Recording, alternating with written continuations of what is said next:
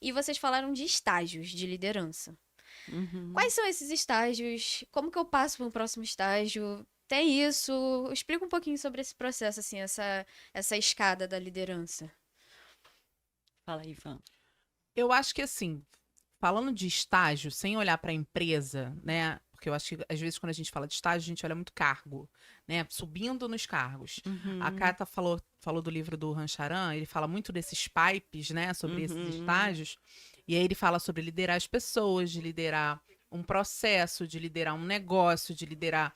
Tem algumas escalas de pipe que a gente consegue olhar para a pessoa poder crescer. Então, quando é que eu estou focada em liderar pessoas, quando eu estou focada em liderar negócios, tem esses estágios. Só que o que eu percebo? Esses estágios estão muito vinculados à minha maturidade de conseguir atuar nessas frentes. E o que eu percebo é que a gente nunca para de liderar outros.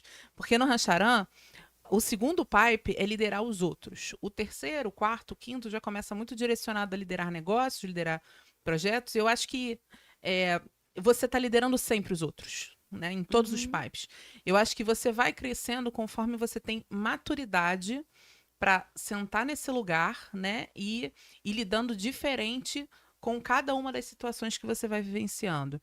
Então, eu acho que, sim, tem os cargos, né, eu estou ali como supervisor, coordenador, para as empresas que têm essa estrutura. Uhum. Supervisor, coordenador, eu estou gerente, superintendente, diretor executivo, presidente.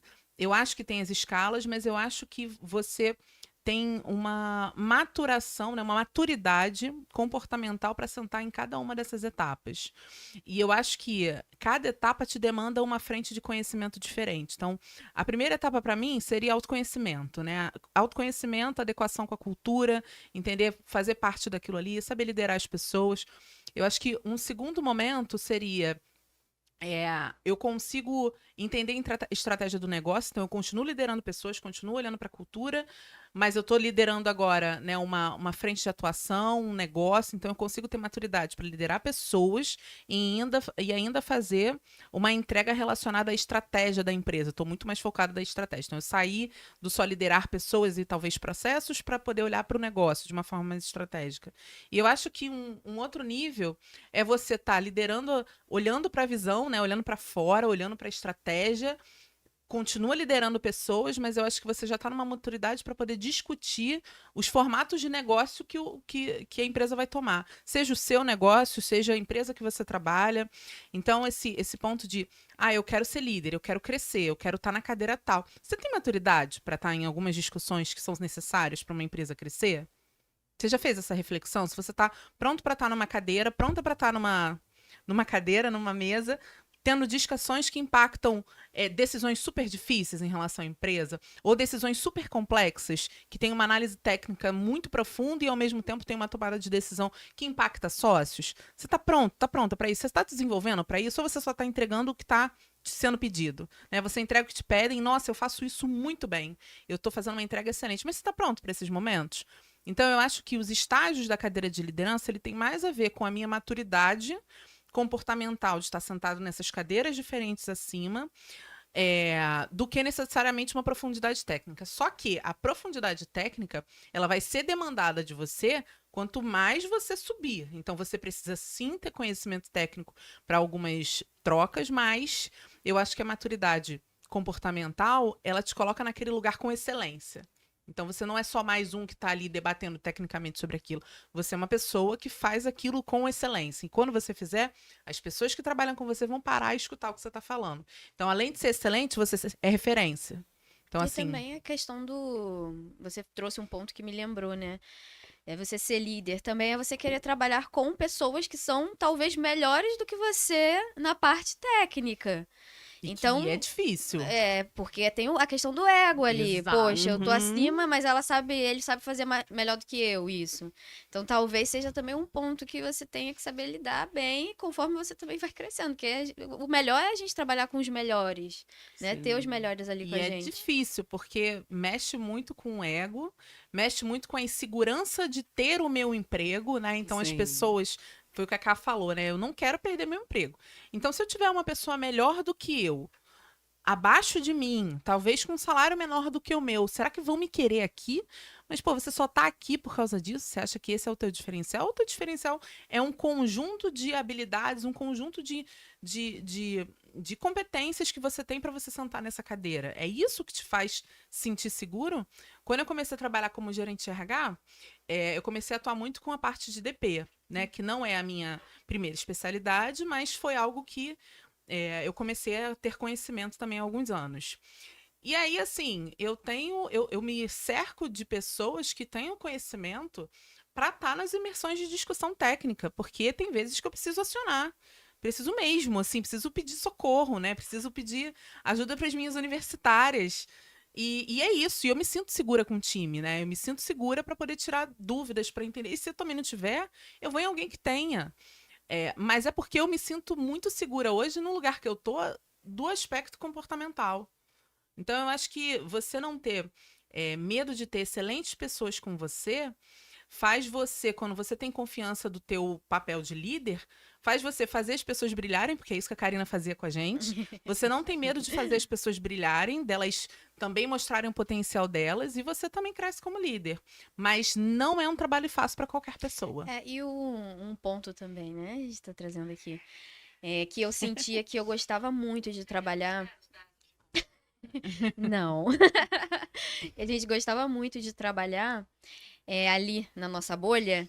Era que eu tinha muita liberdade para criar, né? Eu sinto Uhum. que toda essa liberdade que eu tive ao longo da carreira trabalhando dentro de uma empresa me possibilitou hoje abrir a minha empresa e tocar os projetos, porque não desenvolvi medo, eu desenvolvi o contrário do medo, entendeu? Eu desenvolvi Coragem. ali a coragem, entendeu? De botar a mesma cara e fazer. E a liberdade, às vezes, errar, entendeu? Porque Uhum. também o líder. Como que o líder pode fazer esse processo assim do, pô, eu vi o meu funcionário errando, o que que eu faço agora? Então, ter também essa liberdade, somos humanos, a gente erra às vezes, um erro controlável, né? Não vai dar uma Sim. explosão na empresa, mas ter essa liberdade me proporcionou amar o meu trabalho, amar a minha Uhum. equipe. Que, poxa, eu poderia chegar e sugerir uma coisa muito louca. E dá pra fazer? Vai gerar um impacto muito maneiro? Vai, vamos fazer? Vamos. E dava realmente tesão em trabalhar. Pô, vamos botar pra frente? E isso eu acho que é incrível você conseguir proporcionar esse ambiente, assim, pros seus liderados, enfim, pra sua Mas é um empresa. Uhum. caminho de sofrimento, porque a gente passou por momentos de É. vamos fazer uma coisa diferente? A A gente gente já adora fazer viu, a coisa Karina tinha, diferente. a Karina tinha ideias assim fantásticas, tem até hoje, mas tinha umas ideias assim de coisas que pareciam impossíveis, e a gente se olhava, eu e Larissa, e Ai, falava meu assim: Deus, "Ai, meu traumas. Deus. Os E aí, vamos traumas. Eu conseguir?" já chegava no checklist. Vamos fazer isso? Vamos fazer isso? Pode dar errado isso? Os traumas, né? Vanessa, vamos. Então, Vamos. mas eu acho que é isso do autoconhecimento, porque hoje a gente tem, naquela época também a gente aprendeu isso, né? Mas assim, hoje eu sei por que que eu penso assim. Porque eu, né, trabalhei o autoconhecimento e eu sei que o meu cérebro vai muito pra prática. Se eu deixar, a Vanessa só quer pegar e tá bom, tá bom, tá bom. E aí, Taca, vamos lá taca, fazer. taca, Para taca. mim é importante sair do abstrato e ir pra entrega. O que que eu tenho que fazer? Então tá, já que você quer que eu sonhe aqui, faça o impossível, o que que eu tenho que fazer pra fazer o Vamos impossível? Porque pra materializar. mim isso tá impossível de fazer. Mas hoje eu sei que pra mim isso é importante. Então o que que eu faço? Eu faço uma pausa mental. Eu falo, peraí, Vanessa, peraí. Será que você tá deixando ao seu lado, né, o seu tipo de perfil atuar primeiro ou você tá parando pra ouvir, refletir e ver se faz sentido? E esse processo dói, porque doeu na gente, Vai ele não é doer em você fácil, também. mas é muito bom quando você tem consciência. Mas Sim. essa parte comportamental, né? Eu falei sobre a MBTI, né? É, Vocês. MBTI é fantástico. A gente se conhece aqui, nossas letras, né? A gente se Uhum. Conhecemos. entende. É importante para o líder entender também essa parte comportamental, enfim, o que que ele pode estudar mais sobre para compreender ali a sua equipe, como cada um se comporta, como que eu tenho que lidar com cada um, o que que é importante eles estudarem. Como que Uhum. eles podem chegar assim nesse processo de, poxa, essa pessoa que ela gosta mais de fazer checklist, ela é mais Uhum. organizadinha, não posso prender ela nesse processo. O que que ele precisa fazer? O que que ele precisa estudar? Uhum. Eu acho que eu gosto de simplificar. Eu acho que a gente tem assim, tem muitos recursos, tem muitas ferramentas, né? Essa que você falou, tem o MBTI, tem os testes de personalidade, mas assim, eu acho que eu sou um pouco mais old school nisso, que é sentar com a pessoa e perguntar como você gosta de trabalhar? Como eu posso te apoiar? Muita gente não faz isso, né? Né? Qual é a sua dificuldade hoje, né? Essa coisa de observar. Que ter esse hábito de sentar junto com a pessoa e entender onde que você sente que você tem força, que você não precisa de tanta ajuda, onde você precisa de mais ajuda, né? Não preciso necessariamente saber, né, qual é a tua personalidade. Eu posso sentar com você e te perguntar. Como eu tenho uma amiga que ela fala isso assim, que um recurso muito incrível que eu guardei para minha vida, é uma amiga, Nath, um beijo, mora em Lumiar, e ela fala assim que a gente deveria sempre perguntar como seria maravilhoso as coisas, né? Então, como seria maravilhosa essa relação aqui entre nós dois, né? Como seria maravilhoso a sua carreira aqui dentro? Vamos pensar juntos aqui. Como é que seria maravilhoso se você pudesse aprender enquanto você faz? O que você precisa disso? O que você precisaria para ser maravilhoso? É uma pergunta. Eu estou aqui dando uma ferramenta que é uma pergunta. Se você perguntasse hoje para a pessoa que trabalha com você, como é que seria maravilhoso vir para cá? Esse escritório, né? Esse podcast, como seria maravilhoso a gente terminar e sair daqui? Essa conversa é um recurso tão simples que eu acho que a gente pode fazer que tem a ver com envolvimento. Então, acho que eu vou bater nessa tecla, que é como eu me envolvo com essa equipe e com essas pessoas, entendendo que elas estão em momentos diferentes, né? Tem sementes que já estão florindo, tem outras que estão lá na terra ainda, que eu tenho que dar mais atenção, né? Tem outras que já estão indo sozinhas, já floresceu, já. Mas todas precisam de algum tipo de atenção, né? As pessoas da equipe todas precisam de um apoio. Então, como é que eu vou oferecendo também o que aquela terra precisa, o que aquela pessoa precisa? Isso tem a ver com se envolver. Não dá para eu não me envolver, não dá para eu promover alguém e falar, pronto, você já foi promovido, te dei o que você queria.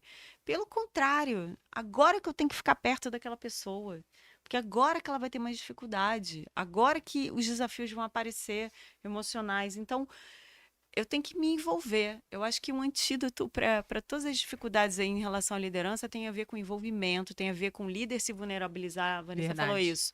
Se eu me vulnerabilizo, eu falo, caraca, eu não sei. Muitas vezes vocês falavam para mim, cara, como é que a gente vai fazer isso? Cara, isso aqui, estamos trazendo esse grupo lá que a gente trouxe, né? Caraca, greve. Vamos sentar aqui, gente. Como faz? O líder que fala, eu não sei.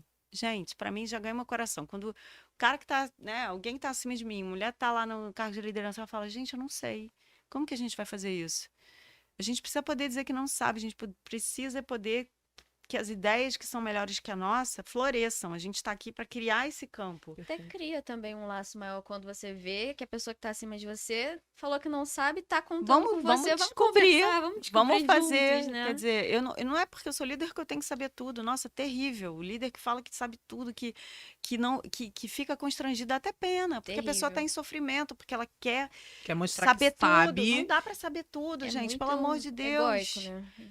Ficar com medo, inseguro, né? Eu fico com um pouco de dó, assim, porque a pessoa sofre, porque é impossível você saber tudo. Então você fica insegura, você não escuta, porque aí, ai meu Deus, se ela der uma resposta melhor que a minha, que ótimo que você tem alguém que dê uma resposta melhor que a sua Isso e que aí. você dê a terra necessária para que ela dê respostas melhores que a É sua, isso. né? É Isso que a gente tem que fazer.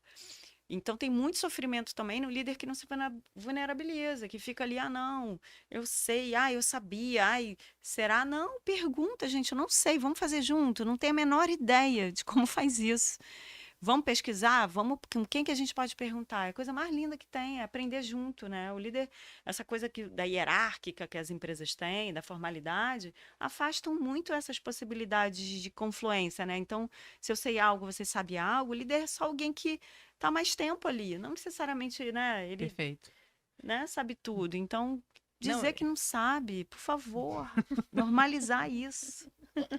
não, eu acho incrível porque é isso, né? Essa coisa, por que que é importante a gente ter a rede, né? Porque Uhum. isso que a Karina falou, às vezes a gente não chega nem nesse estágio. Não tá nesse estágio porque eu já tô querendo fazer mais. E aí, quando a gente conhece uma pessoa, você fala assim, nossa, que óbvio, né? Mas uma coisa que a Karina sempre falou pra mim, o óbvio também precisa ser dito. Né? O óbvio Muitas pra mim não é o vezes. óbvio pro colega. Então você fica indignado com a falta de obviedade das pessoas. Mas assim, não é óbvio. Isso que você falou é tão óbvio, né? Mas a gente não faz mesmo, não.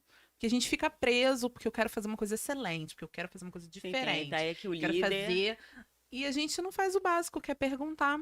E, mais uma vez, perguntar com a genuidade de ouvir o que a pessoa está falando. Porque, às Ouvir. vezes, presença. Muitas Presen- vezes. Muitas vezes, falta presença nossa para ouvir o que as pessoas estão falando. Por isso que a gente não pergunta, porque a gente não tem paciência para ter presença para ouvir as pessoas. Então a gente fica Perfeito. assim, ai, nossa, eu vou perguntar, mas você já tem a resposta na sua cabeça. Ou você já sabe, porque você tem um pré-conceito estabelecido daquela pessoa e o perfil que ela tem. Então você fala assim, se eu perguntar, ela vai falar isso aqui, então não vou nem perguntar. Perguntar só pra cheque. É Perguntei, tchau, valeu. exato. E, gente, Não todo façam mundo isso. sabe Todo mundo percebe. quando você não é uma pessoa genuína. Não adianta, não bota na tua bolha, né, que você é uma Perguntar só pra pessoa. perguntar, né? Pergunte, né? Pergunta sim. Eu acho que o estágio dos testes que existem, né, de perfil, perfil de personalidade, perfil comportamental, perfil de temperamento, eu acho que vem num estágio 2. Eu acho que conversar é a ferramenta mais fácil disponível que você tem. Pode não ser fácil para algumas pessoas que são mais de introspecção, né? Você perguntar, porque né, isso, né? A coisa do perguntar é uma exposição. Então, o perguntar é o básico. É difícil, mas tem que ser feito, porque você gostaria que fizesse isso com você também, muitas vezes. E eu acho que a ferramenta de teste de personalidade, falando em particular do MBTI, porque eu tenho um carinho especial, eu acho que me ajuda, assim, quando eu tô pensando na estratégia do time, ou quando eu tô conversando com elas sobre uma definição de estratégia, quando eu já sei, né, a tendência que a pessoa tem para ir mentalmente, me ajuda.